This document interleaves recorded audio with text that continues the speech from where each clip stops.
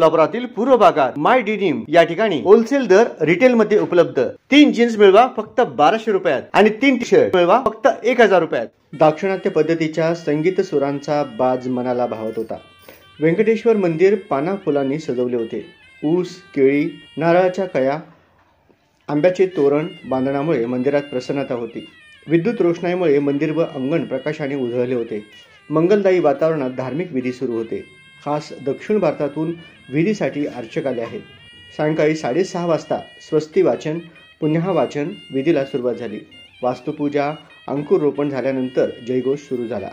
व्यंकटरमणा गोविंदा गोविंदाच्या जयघोष मनाला आत्मिक आनंद देऊन जात होता। आजपासून 6 दिवसांच्या ब्रह्मोत्सवास सुरुवात झाली। तिरुमला तिरुपती येथे बालाजी मंदिरात ज्याप्रमाणे ब्रह्मोत्सव साजरा होतो त्याच धर्तीवर हा सोहळा दरवर्षी सोलापुरात होतो।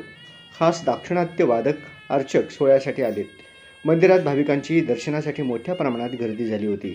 या उत्सवामुळे भाविकांत आनंद आहे।